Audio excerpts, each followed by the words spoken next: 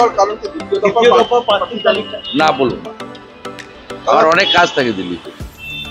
সন্দেশখালীর সংখ্যালঘু মানুষ বলছে আজকে তাদের ইউজ করা হয়েছে শুধু ভোট ব্যাংকের জন্য, কি বলবেন? এটা শুধু সন্দেশখালী নয়, গোটা রাজ্যের মানুষ সংখ্যালঘু মুসলিমরা বুঝেছে।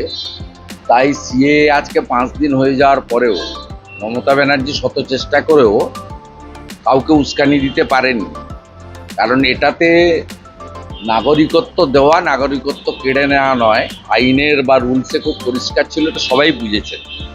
আর সাথে সাথে পশ্চিমবাংলার সংখ্যালঘু মুসলিম যারা 2021-এ মমতা ব্যানার্জিকে মুখ্যমন্ত্রী করার প্রধান কারিগর, তারা বুঝেছেন মমতা ব্যানার্জির কাছে মুসলিমরা হচ্ছে তেজপাতার সমান, তরকারিতে লাগে কিন্তু খাওয়া যায় না।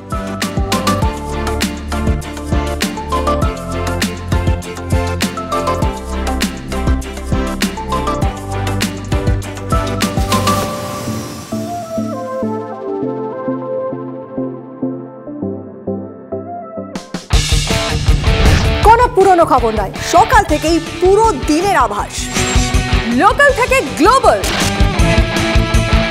ঘটনাস্থল থেকেই রিপোর্টারের মুখে শুনে নিন আসল ঘটনা। দিন শুরু করুন TV9 বাংলার সঙ্গে।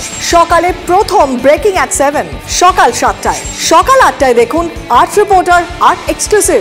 নিউজ এক্সপ্রেস at 9 দেখুন সকাল 9টায়, 10 খবর 10 রিপোর্টার অন দ্য স্পট সকাল 10টায়।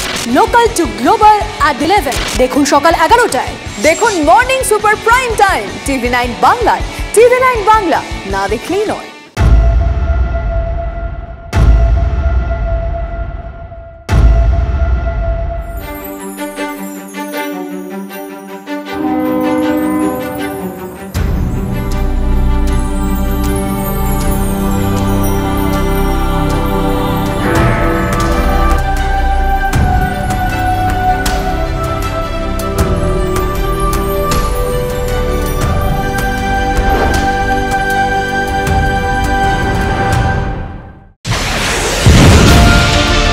রাজনৈতিক তরজায় টকশোয়ের হট্টগোলে হারিয়ে যায় কিছু গুরুত্বপূর্ণ খবর, দেশ বিদেশের না জানা খবর যা চমকে দেবে আপনাকে।